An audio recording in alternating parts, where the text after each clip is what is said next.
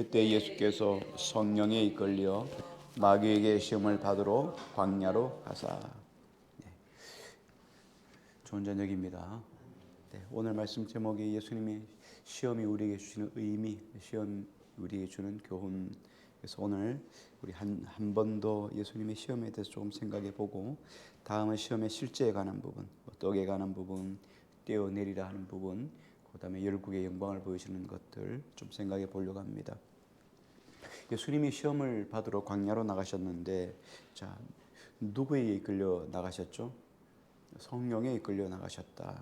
성령이 인도하셨고, 예수님이 시험 받은 장소가 어디냐? 장소가 광야이고, 그리고 시험을 언제 받으셨냐? 40일 금식 이후에 줄이 쉴 때 받으셨다는 거예요. 그러니까 우리가 시험을 받을 때가 언제냐면 이게 동일하게 적용이 되는 거예요. 동일하게. 자, 시험, 우리가 하나님의 시험이 올 때, 우리에게 시험이 올 때, 어떤 시험이든지 간에 시험이 올 때 누가 인도해 주신다고요? 성령이 인도해 주신다. 그리고 우리가 시험을 받는 장소가 어디냐? 광야다. 누구 우리가 힘겹고 어려울 때 꼭 이런 시험이 온다. 예수님도 마찬가지. 어려운 시기에 시험이 왔다. 먼저 우리가 성령 인도하심을 좀 생각해 보려고 합니다. 예수님 시험 받을 때 시험을 주는 주체가 누구냐면 사단이 아니라는 거예요. 성령에 이끌리고 인도함 받았다. 성령의 인도하심을 통해서 오늘 시험을 당했다. 이 말은 뭔 뜻입니까? 시험을 하나님이 허용하셨다. 하나님이 어떤 시험인지 하나님이 허락하지 않는 시험은 절대로 우리 인생에 올 수 없어요. 그렇다면 우리 인생에 오는 시험들, 우리 인생에 주는 환경들, 이건 뭐예요? 하나님이 허용하셨다면, 그러면 우리가 어떻게 해야 됩니까? 무슨 일을 만나든지 가장 중요한 건 우리가 아멘하는 거예요. 어떤 환경인지 아멘해야 되는데, 우리가 내가 좋아하는 환경이 오면 막 좋아서 하나님 은혜라고 막 간증도 하고 좋아하다가, 내가 좋아하지 않는 환경이 오면은 불평하고 낙심하고 절망하는 게 우리 인생이란 말이죠. 그런데 그런 상황도 하나님이 나에게 단련하시고 연단하셔서 더 좋은 것들을 주시기 위한 하나님의 기회라는 거예요. 그래서 하나님이 허용해 주셨다. 그러니까 성령이 반드시 내 시험 속에 인도함을 하신다는 거예요. 시편 우리 66편을 한번 볼까요? 우리 마태복음 말고 시편 66편을 한번 찾아볼게요. 시편 66편입니다. 10절, 11절, 12절 우리 같이 한 목소리로 한번 읽겠습니다. 66편 10절부터 12절입니다. 같이요, 시작. 하나님이여, 주께서 우리를 시험하시되 우리를 단련하시기를 은을 단련함 같이 하셨으며, 우리를 끌어 그물에 걸리게 하시며 어려운 짐을 우리 허리에 메어 두셨으며, 사람들이 우리 머리를 타고 가게 하셨나이다. 우리가 불가물을 통과하였더니 주께서 우리를 끌어내사 풍부한 곳에 들이셨나이다. 지금 다윗은 이렇게 이야기를 하고 있습니다. 주께서. 우리가 구약의 용어니까 주께서, 신약의 용어로 말하면 성령께서 이렇게 말씀하시죠. 자, 여기 보면 주께서 우리를 시험하실 때 어떻게 단련하냐면 은을 단련함 같이 하셨다. 여러분, 은은 어떻게 단련합니까? 성경에 보면 금은 풀무로, 은은 도가니로 얘기죠. 도가니에다 은을 넣고 불을 떼는 거예요. 그래서 풀의 이 도가니의 온도를 막 높이면 안에서 녹지요. 그러니까 20도, 30도, 100도에 가지고는 안 됩니다. 100도는 물 끓는 점이지 이 안에 있는 은은 절대 안 녹아요. 그러니까 막 몇백 도, 700도까지 올라가야지만 이게 녹는 거예요. 그러니까 우리 인생도 마찬가지예요. 우리 인생에게 고난을 막 주셔 풀무처럼 이렇게 풀무질을 해서 우리가 막 이 도가니가 뜨거워져야, 우리 삶의 환경이 뜨거워져야 내 안에 있게 태워집니다. 불순물이 빠지는 거야. 그렇지 않으면요, 우리가 어떤 존재네? 아이고, 우리가 대단한 존재 아닙니까? 우리가 아주 강철 같은 존재 아니에요. 우리가 웬만해서는 우리 안에 못된 고집, 생각, 우리 자존감 이런 것들이 내려나지 않아요, 절대로. 그러니까 동아지를 연단하시는 것처럼 은을 단련하는 같이 하시고, 그 다음에 어떻게 합니까? 우리를 끌어 그물에 걸리게 하셨다. 야, 여러분, 그물에 걸리면 어떻습니까? 못 빠져나오잖아요. 고기가 못 빠져나와요. 그러니까 우리가 그냥 시험에 싹 빠져나가면 좋겠는데, 시험을 어떻게 하나님이 열어주지 않으면 빠져나갈 방법이 없는 거예요. 그러니까 한번 시험에 들어가면 그 속에서 그 긴 세월 동안 시험 이 그물 속에서 헤매는 거예요. 뿐만 아니라 어려운 짐을 어디에 뒀습니까? 우리 허리에 뒀어요. 그래가지고 허리에 뒀다는 이 허리는 우리 힘을 말하는 거잖아요. 그러니까 우리 힘쓰는 이 허리에다가 짐을 묶어 두었으니까 움직일 수가 없는 거예요. 그래서 내 방법, 내 생각, 이 사람 저 사람 다 만나보고 그런데도 방법이 없는 거예요. 그래야 우리가 하나님만 의지하게 되는 거죠. 뿐만 아니라 사람들이 어떻게 합니까? 우리의 머리를 타고 올라요. 나를 짓밟고 다니는 거예요. 여러분 얼마나 자존심 상하고 힘들고 어려워요. 내가 그런 존재가 아닌데 내 머리를 밟고 다니고 욕을 보이고 흉을 하고 이럴 때 우리가 어떻게 해요? 하나님 앞에 시험 받을 때 감사하라는 거예요. 뿐만 아니라 우리가 불과 물을 통과하였더니 불과 물을 통과할 때 힘겹고 어려운 이 시험을 통과할 때는 어떻게 했습니까? 주께서 우리를 끌어내사 풍부한 곳에 들이셨다는 거예요. 결국은 우리의 결론은 뭡니까? 고난이야 와라. 결국은 복이 온다는 거예요. 하나님이 풍성한 곳으로 이끌어 주신다는 거예요. 그러므로 우리가 여러 가지 시험을 만나든지 결국 그 시험은 누가 이끌어갑니까? 성령께서 이끌어간다는 것을 아셔야 됩니다. 그러므로 성령께서 우리에게 시험을 허용하시다. 하나님이 허용하시고 성령이 함께 하신다면 반드시 두 가지를 기억해야 됩니다. 하나는 뭐냐면 성령님이 항상 나와 동행해 주신다는 거 아셔야 돼요. 성령이 그냥 이끌어만 주시는 게 아니에요. 끝까지 도우셔요. 여기 보면 옆에서 기도도 돕고 힘도 돕고 감당할 수 있도록 내가 은혜의 지경을 자꾸 넓혀주고 계속 그러는 거예요. 낙심하다가도 그래요. 시험을 만나면은 성령님이 도우시면 오케이 하고 막 좋아지는 거 아니에요. 그냥 아침에는 그래 성령의 도우심을 요구해야지. 하나님 감사합니다. 이렇게 했다가 한낮에 되면 또 낙심하고 또 저녁이 되면 또 새 힘을 얻고 이게 우리의 성령님과 함께 동행하는 거예요. 그 속에서도 여전히 우리가 조금씩 한 발씩 올라가는 거죠. 그래서 성령이 나와 함께 하신다는 걸 늘 기억해야 되고 또 한 가지는 함께 할 뿐만 아니라 성령께서 우리를 도와주신다는 거예요. 예수님이 그 겟세마네 동산의 기도에서도 보면 어떻게 해요? 주의 천사가 와서 기도를 돕더라. 성령께서 우리에게 힘을 더해 주시는 거예요. 우리가 잘 아시는 것처럼 보혜사는 파라크레토스, 헬라어의 파라크레토스, 파라는 옆에, 크레토스는 돕는다. 내 옆에서 돕는다. 그러니까 피고를 도와주는 사람, 이 변호사 같은 역할을 하는 게 성령 하나님이께서 우리가 늘 함께 해준다는 거예요. 뿐만 아니라 성령님은 능력이 있어요. 그렇죠? 능력의 영이 있죠. 능력의 영이 성령 아닙니까? 성령 가지고 우리 두나미스라고 이야기를 하죠. 두나미스에서 나오는 게 다이나마이트 아닙니까? 성령은 능력의 영이에요.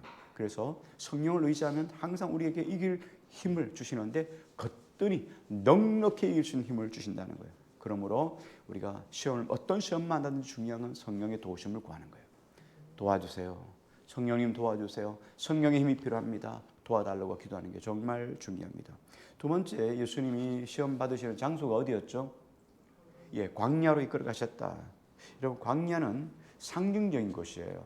예수님이 광야로 보내셨다는 것은 오늘 우리에게 무슨 의미를 주려고 하느냐? 광야는 오늘날로 말하면 교회를 의미해요. 우리 사도행전 말씀을 한번 볼까요? 사도행전 말씀을 한번 찾아볼게요. 사도행전 7장 말씀을 볼게요. 7장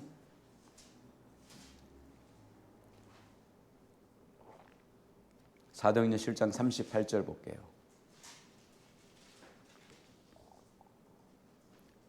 (7장 38절요) 사도행전 7장 38절 같이 읽습니다. 시작. 시내산에서 말하던 그 천사와 우리 조상들과 함께 광야 교회에 있었고 또 살아있는 말씀을 받아 우리에게 주던 자라 이 사람이라. 자, 우리 조상들과 함께 어디에 있었다고요?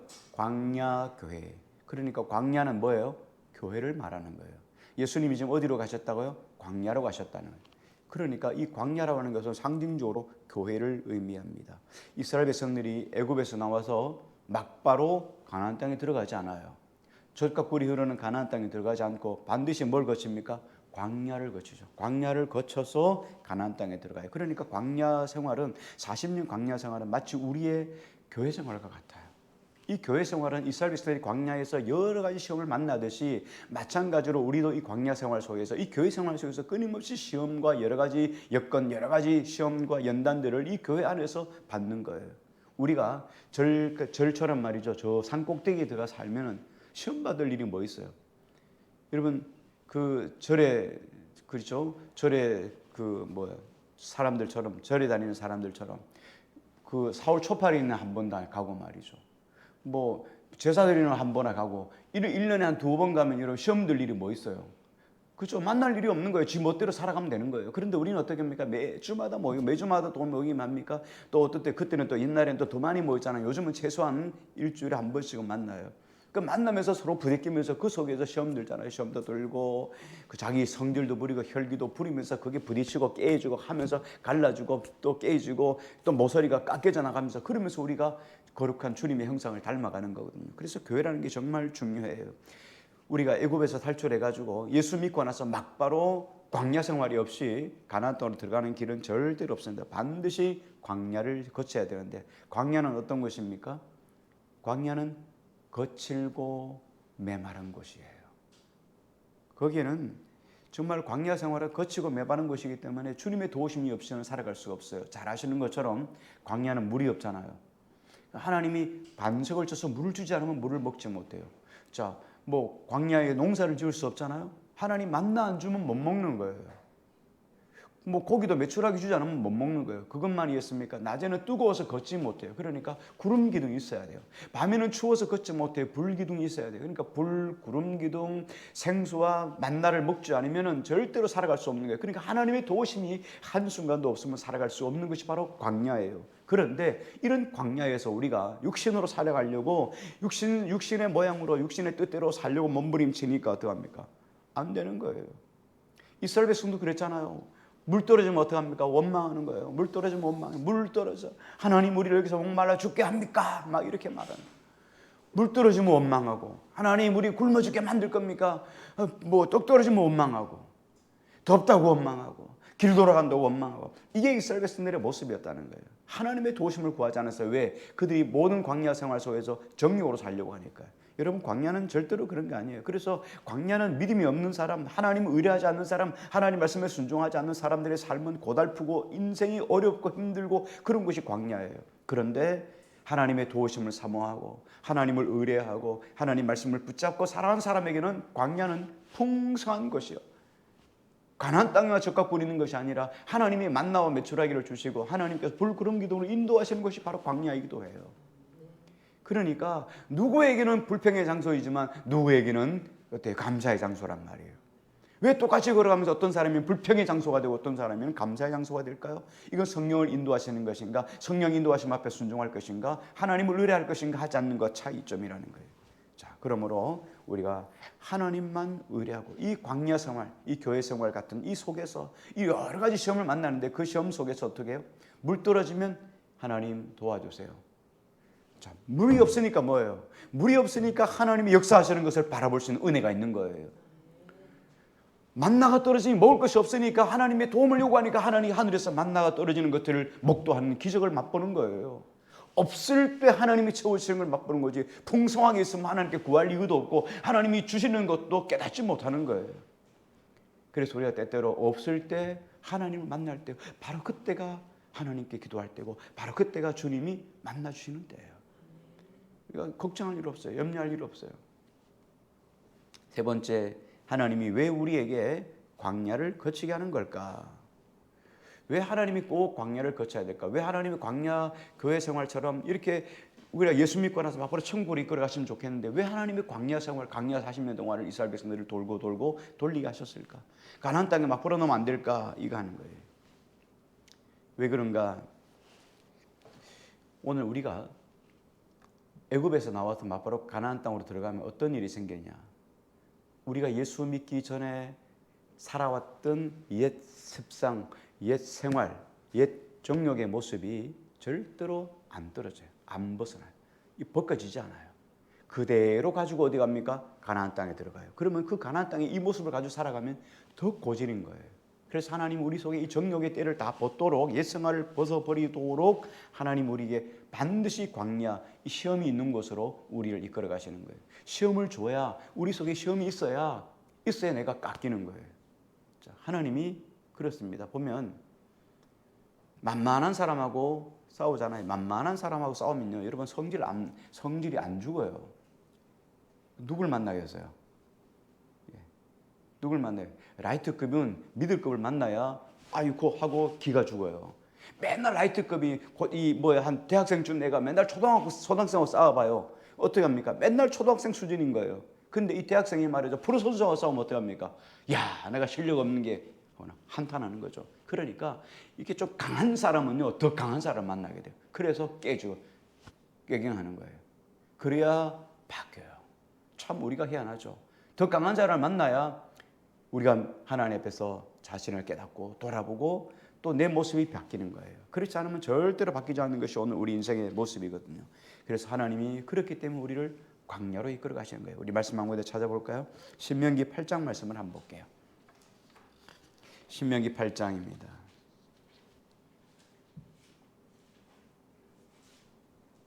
신명기 8장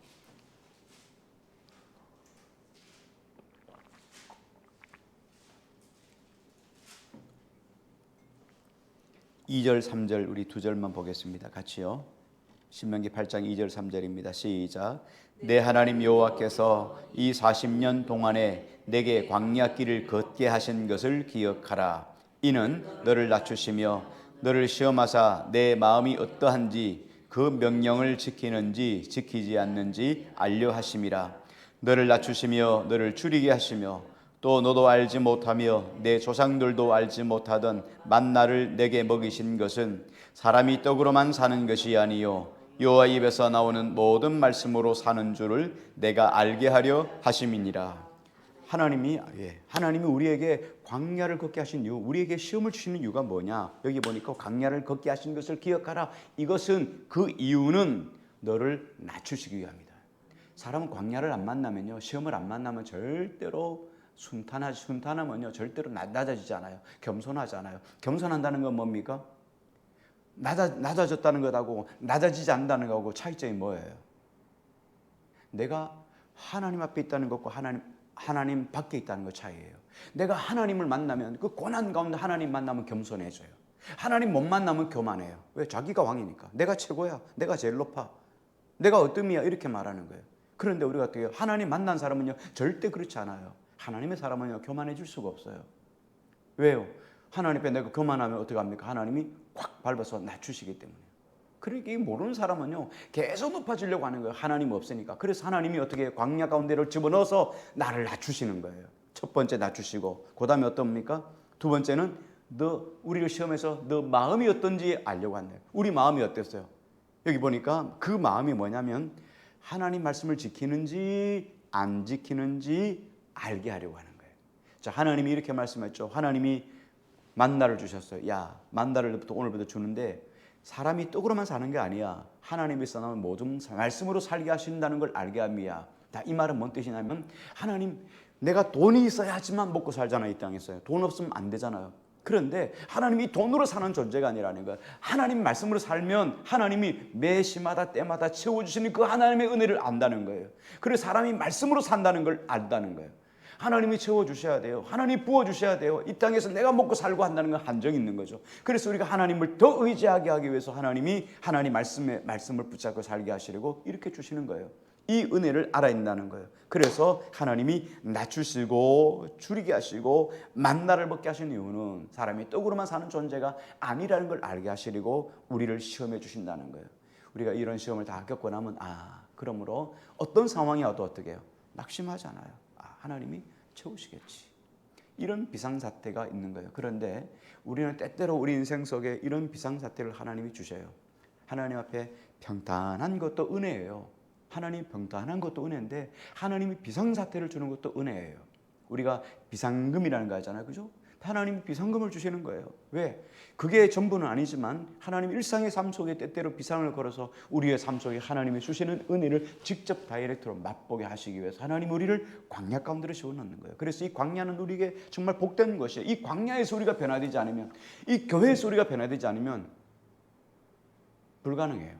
어디서 우리가 바뀝니까? 스포츠 센터에 가서 우리가 변화되겠습니까? 거기 가서 사람이 나를 단련할 이유가 뭐 있겠어요? 그렇죠? 우리가 어디서 내가 바뀌었어요? 집에서 다 대장 아닙니까? 그렇죠? 집에서는 다 허용되는 거잖아요. 어디서 나를 단련하겠어요? 그러니까 하나님이 간섭하신 이 교회 안에서 우리가 변화되지 않으면 그 사람은 절대로 변화될 곳이 없습니다. 교회 밖에서 변화되는 게 아니고요. 그 사람은 혼자이기 때문에 동떨어져 있기 때문에 변화되고 싸우고 다툴 일이 없기 때문에 변화된 것처럼 보이는 거예요. 구정물도 가만 놔두면 가라앉아요. 가라앉아서 물과 불순물이 딱 나누어져 있는 것처럼 보여요. 근데 꼬챙이가 한 번만 식 져버리면요 구정물인 거예요. 우리도 마찬가지예요. 저와 여러분 마찬가지 아니겠어요? 아무도 우리를 건들지 않으면 우리는 뭡니까? 우리는 천사예요, 천사. 우리가 다 천사예요. 건들면 뭐가 됩니까? 건들면 불독이 되는 거죠. 그쪽으로 다 그런 야손을 가지고 있어요. 그런데 우리가 하나님의 은혜로 교회 안에서 부대끼고 그러면서 겸손해지고 우리가 정말 주님의 마음을 품은 자로 되는 거예요. 누가 건드려도 그냥 하나님의 사람처럼 그렇게 살아가는 거예요. 그래서 하나님이 우리를 광야 가운데로 집어넣어 주시는 거죠. 자, 하나님께서 이 교회, 세상도 마찬가지예요. 다 하나님께서 주시는 광야길이에요. 그런데 하나님을 의지하고 하나님의 말씀에 귀를 기울이고 말씀에 순종하는 자에게는 하나님이 주신 어떤 거예요? 하나님이 우리에게 큰 은혜의 자리로 이끌어 가시는 복된 걸음이에요. 날마다 주와 같이 길 가는 거 즐거운 일 아닌가? 즐거운 삶이에요.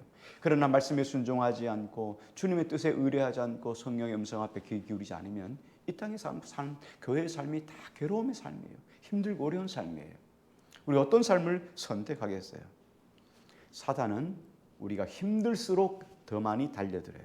자, 그렇지만 우리는 이미 어떻습니까? 예수 그리스도의 승리처럼 죽으시고 부활하신 것처럼 이미 우리는 승리를 확보해 놓고 사는 거예요. 그러므로 우리가 어떤 위기를 만나든지 살아가는 동안에 가장 중요한 것, 위기를 만날 때, 어려움을 만날 때 누구를 의지합니까? 성령 하나님을 의지하는 거예요. 도와주세요. 그때 성령께서 우리를 붙잡아 안아서 광야길에 마치 아비가 자식을 안은 같이 우리를 이끌어 주시는 거죠. 자, 우리가 무슨 시험을 만나든지 이 시험 속에서 넉넉히 이기는 저와 여러분 되기를 주의 이름으로 축복합니다.